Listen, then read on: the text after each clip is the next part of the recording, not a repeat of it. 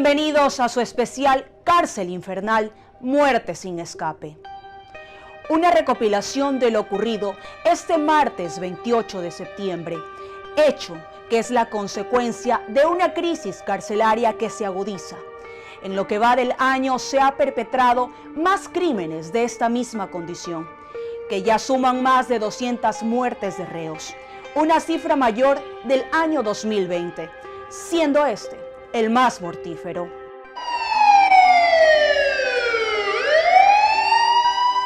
Una de las páginas más cruentas en la historia carcelaria del país se marcó el martes 28 de septiembre del año 2021, una fecha que será recordada como un episodio negro y como la mayor crisis carcelaria que jamás hasta ese momento se ha vivido. Eran las 9:15 de la mañana cuando se encendieron las alarmas de la penitenciaría del Litoral. Comportamientos inusuales de los reos que caminaban desaforadamente de un pabellón a otro buscando las armas y municiones que con mucha cautela previamente habían escondido en caletas. Los mismos instrumentos que utilizarían para perpetrar macabros asesinatos y desmembramiento de cuerpos. Hechos de violencia extrema que parecen que salieron de una escena de terror. Ese es el drama de privados de la libertad que conviven con la muerte bajo su sombra. Y es que la génesis de estos sucesos se desarrolla por el control del poder dentro de la cárcel y también por el dominio de los puntos de comercialización de droga. Y es que las bandas criminales que operan en los centros penitenciarios mantienen vendetas pendientes. En la penitenciaría, los grupos delictivos provocaron estos enfrentamientos. Bandas como los Lobos y Tiguerones, que tienen en su control pabellones, mantienen pugnas y pocas conciliaciones con los Chone Killers, una agrupación derivada de la famosa banda de los choneros, pero con sus propias reglas y sus propios jefes. Y son justamente estos grupos los que iniciaron los motines para adueñarse de los puntos claves, para enquistar su influencia entre los demás presidiarios.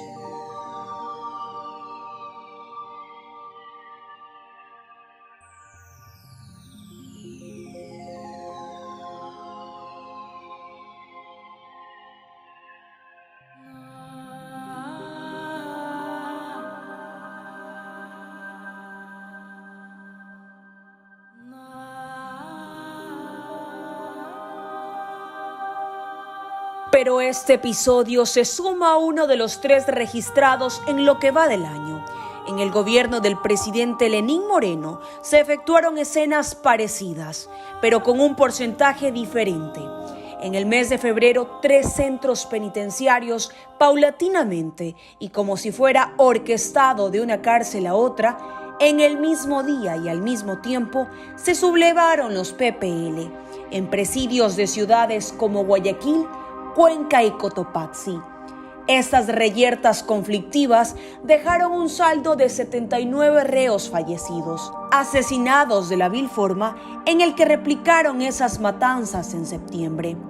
Cronológicamente, en el mes de julio y apenas 2 meses después de ser posesionado el presidente de la República, Guillermo Lasso, se llevó a cabo el segundo amotinamiento en 2 centros de privación de la libertad del país, que dejó un saldo de 22 muertos, 44 heridos, entre ellos policías, 100 reos fugados, 64 de ellos recapturados, en la penitenciaría de Guayaquil y la cárcel regional de La Tacunga. Algo que coincide en esos 3 capítulos es que se repite un lugar donde se han perpetrado la mayor parte de atrocidades, y es justamente la penitenciaría, que en el argot popular se la conoce más comúnmente como la peni, el punto en el cual la garantía de que los reos salgan con vida se acortan.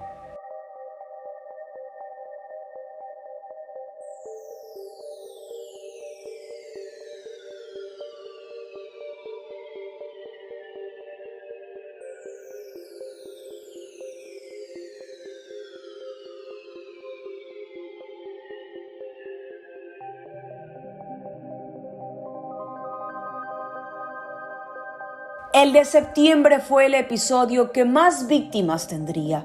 la misma que duraría horas sin que las fuerzas del orden pudieran controlar la situación. Pese a los esfuerzos por acordonar el lugar para evitar que el tránsito pueda complicar la llegada de los grupos tácticos de policías y militares que llegaron para mitigar la situación, pese al contingente desplegado a los alrededores del punto donde los disturbios se produjeron, vecinos que viven cerca de la cárcel estaban atemorizados debido a las constantes detonaciones que parecía que se estaba desarrollando una guerra campal, donde las autoridades decían que ya estaba todo en la normalidad. Mira, el día de hoy tú tienes resultados, porque el día de hoy la ciudadanía puede estar tranquila que la Policía Nacional con las fuerzas de orden táctico han logrado restablecer el orden. Hoy mismo, en menos de 24 horas se ha logrado. Era importante hacerlo de manera inmediata y se lo ha logrado. Es un trabajo duro, pero la Policía Nacional, sus efectivos, algunos aquí me acompañan y están aquí presentes, con el trabajo de ellos se ha logrado restablecer ese orden. El Estado y la ley se tienen que sentir. Mientras los gritos y los estridentes sonidos decían lo contrario. Estas mismas personas, a través de sus teléfonos móviles, captaban lo estrepitoso y difícil que se hacía cada vez poder tranquilizar a un tropel de reos que se desplazaban con desparpajo y coraza para atentar contra los demás. En total, más de 12 horas de enfrentamientos. Pero a la par de estos disturbios y conociendo la situación carcelaria, las familias de estos privados vivían zozobra pensando en cómo estarán sus hijos, padres o esposos que, cumpliendo la condena de sus delitos, combatían por sobrevivir, de los cuales 119 no corrieron con la misma suerte.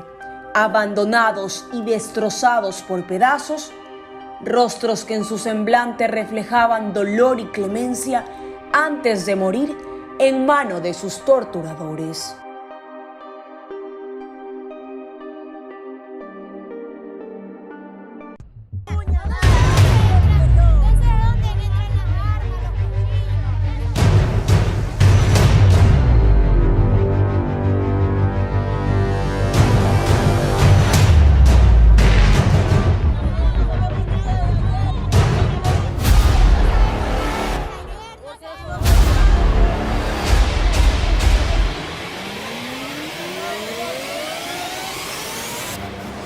Las autoridades tratan de controlar la situación, pero no dan respuestas a las muchas interrogantes de los medios de comunicación, no solo nacionales, sino también internacionales, que miran con ojos de tristeza lo sucedido en Ecuador. Nos dejó un motín en una cárcel de Guayaquil. Se trata del peor de la historia de Ecuador. El presidente Guillermo Lasso declaró el estado de emergencia en todo el sistema penitenciario para hacer frente a la crisis, pues la revuelta se dio entre bandas rivales que operan desde las prisiones y se disputan el control de las rutas del narcotráfico hacia el norte del continente. Les contamos cómo operan.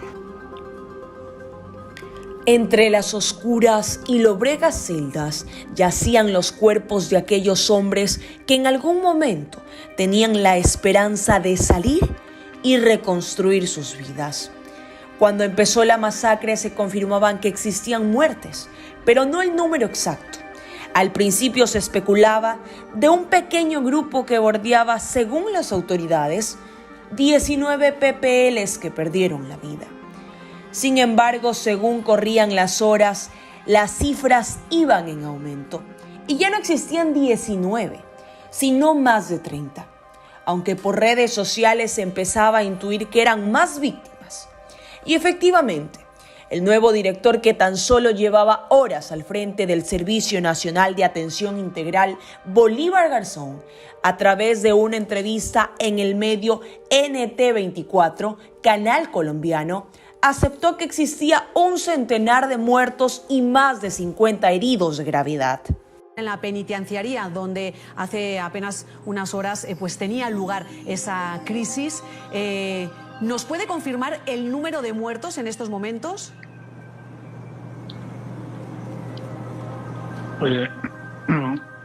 Están confirmados 40, pero se encontró en el pabellón 5 muchos más, superan los 100. Estamos identificando y estamos en el proceso de evacuación de los muertos, pero superan los 100. El órgano encargado de velar por la paz dentro de los reclusorios no podía dar respuestas a miles de personas que en su desesperación acudían hasta la cárcel con la fe de que los suyos no sean los afectados. Pero el número 100 no era suficiente para corroborar con las imágenes que circulaban en redes sociales, donde los mismos presos habían fotografiado los cuerpos inertes de sus compañeros en el patio del reclusorio, donde a simple vista se sacaba un número superior a 100. Y así lo confirmó el presidente de la República, Guillermo Lasso, al día siguiente, a través de una rueda de prensa en el ECU 911 en San Borondón, donde su semblante mostraba estar preocupado y no preparado para la presión mediática que en ese momento sentía, después de que en su periodo se haya registrado el segundo capítulo más negro en la historia carcelaria. Su discurso empezó con voz tenue y trémula, que reflejaba el dolor, y pocos minutos después confirmó que la cifra era de 118 los muertos. Es lamentable, los hechos son muy tristes, muy lamentables. Los saldos al momento nos dicen que hay 116 fallecidos y cerca de 80 heridos. Todas son personas privadas de la libertad. No hay ningún personal civil de cocina o de guías penitenciarios que hayan sido afectados en este lamentable suceso. Es lamentable que las cárceles se las pretenda convertir en un territorio de disputa del poder por parte de bandas delincuenciales. Los medios internacionales pusieron sus luces en Guayaquil, ciudad considerada como una de las más peligrosas y violentas de la región. Y efectivamente en esta ciudad donde se desarrolló el mayor hecho de sangre. Páginas como ABC, BBC, El Mundo y otros medios pusieron y relataron las escenas de terror vividas en la penitenciaría del Litoral. Sucesos que conmocionaron y dieron la vuelta al mundo. Y era tanto el asombro de la barbarie que hasta el principal promotor de la paz mundial se refirió sobre el tema y pidió que la reconciliación sea el eje principal que debe reinar dentro de los centros de rehabilitación social. Queridos hermanos y hermanas, me ha dolido mucho cuando lo que ha sucedido en la cárcel de Guayaquil en Ecuador, una terrible explosión de violencia entre los detenidos que pertenecen a grupos diversos, ha producido más de 100 muertos y numerosos heridos. Rezo por ellos, por sus familias. Que Dios nos ayude a sanar la plaga del crimen que esclaviza a los más pobres y ayude a los que trabajan cada día para hacer más humana la vida en las cárceles. Y es que un discurso basado en que no hay camino hacia la paz es el camino, e invitar a vivir con reconciliación no es suficiente, cuando el hambre y la sed de poder son inconmensurables por parte de bandas criminales que quieren imponer el terror para ganar el respeto de reos dentro de estas cárceles infernales.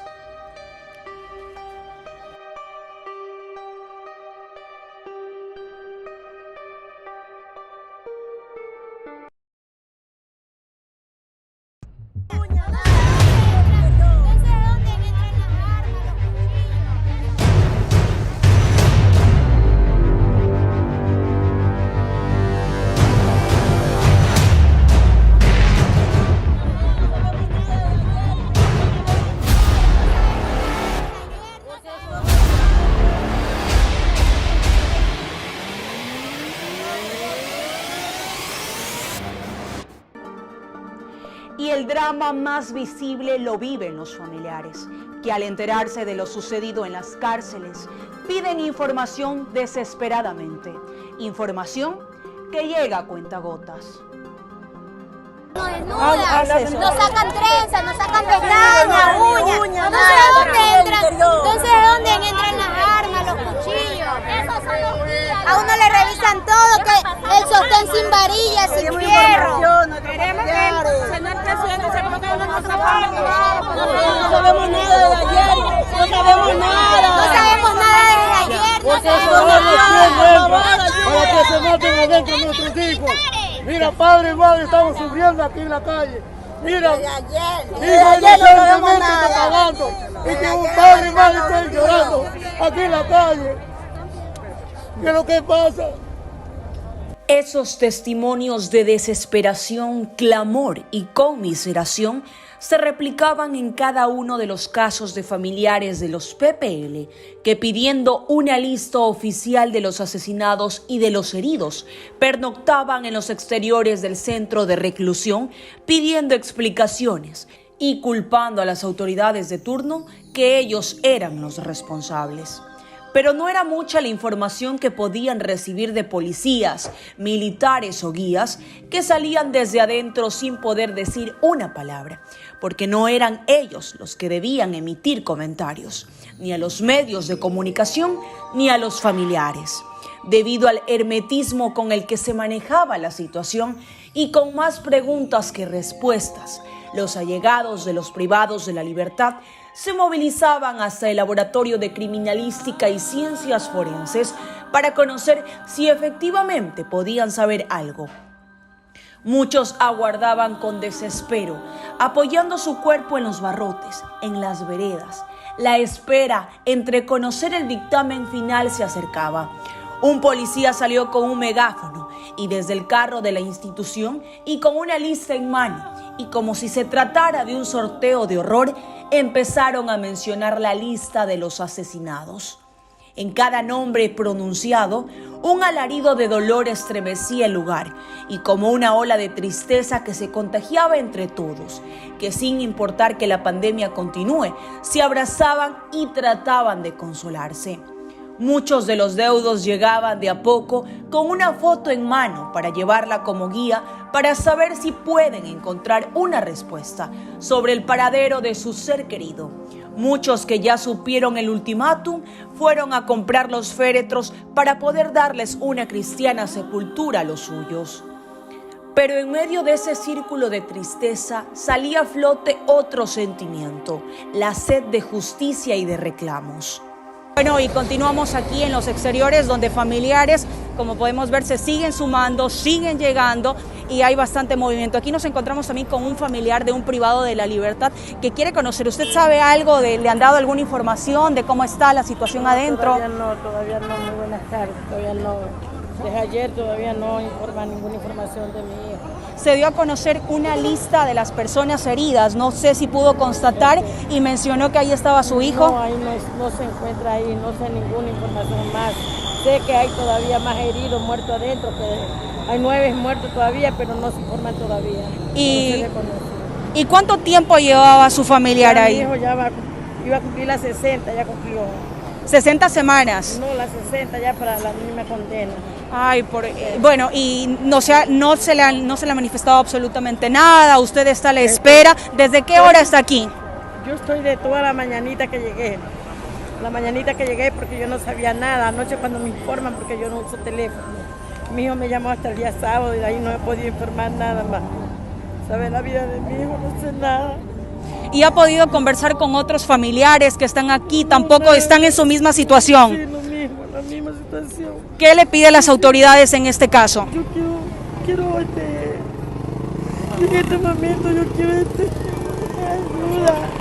Yo necesito justicia para todos y que nuestro hijo no puede ser que le pase toda esta cosa. Aquí tenemos también otro testimonio de uno de los familiares de los privados de la libertad que mencionó en lo que estábamos conversando que él ha venido a visitar a su hijo que se encuentra privado de la libertad adentro hace aproximadamente 2 días. ¿Usted cómo vio el escenario que se vive dentro de la cárcel? Eso es un problema adentro. Allá los que mandan son los presos, porque ahí los guías tienen miedo de entrar. Y yo le pido al señor presidente que ponga orden en esto, le digo. Que mande el ejército, la policía y la marina adentro, que le traigan la comida, que están sin comer. El que tiene estos problemas están sin comer los muchachos ahí, 2 días sin comer. ¿Sabe que hay estos problemas? No come. Ahorita vino la comida, en vez de dejarla entrar, la sacaron. ¿Usted ha tenido algún tipo de comunicación con su hijo? No, hasta ahorita no. No tiene ningún tipo de comunicación. Nada, no está nadie, no solamente yo, nadie. Nadie. ¿No sabe si está herido? No sé si está herido, está vivo, está muerto, no sé nada. Lo que sí yo sé que mi hijo está preso y está en un pabellón, pero no puedo decirle pabellón, está allá. Ese es el malestar y el sentir de cada una de las personas que se encuentran aquí. Piden información, piden al gobierno que por favor les den una nota, que les digan la lista de los heridos, que si están asesinados. Entonces eso es prácticamente, usted le hace un llamado urgente a que el director del SENAI también tome cartas en el asunto y que se realicen y que lleguen más guías penitenciarios para poder calmar la situación dentro de la cárcel. Adentro, porque lo del ejército, la policía, la marina están afuera.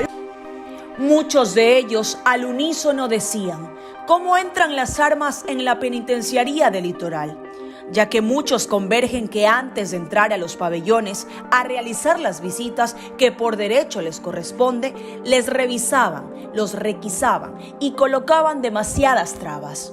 Nos sacan trenzas, nos sacan pestañas, uñas, no sé dónde entran, las armas, los cuchillos. A uno le revisan todo, que el sostén sin varillas, sin fierro. Queremos que el señor presidente se ponga en nuestra parte. No sabemos nada de ayer, no sabemos nada. No sabemos nada desde ayer, no sabemos nada. Para que se maten adentro nuestros hijos. Mira, padre y madre, estamos sufriendo aquí en la calle. Mira, ayer no sabemos nada. Y que un padre y madre estén llorando aquí en la calle. ¿Qué es lo que pasa? Directamente si corresponde o no a su allegado. Así lo explicó uno de los encargados de cómo funciona el proceso.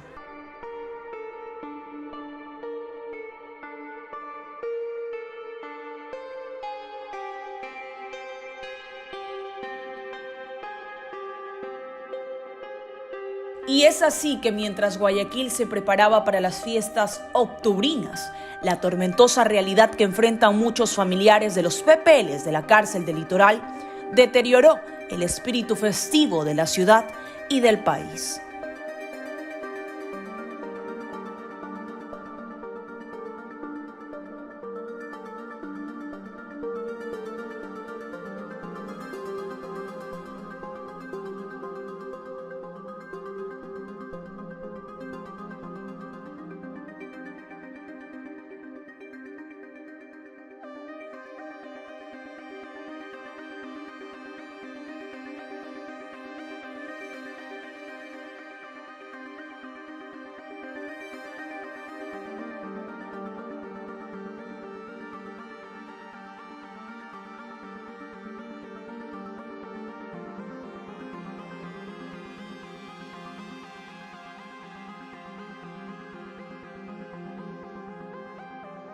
Un suceso lamentable que para expertos, esta ola de criminalidad en las cárceles se verá reflejado en las cárceles del país.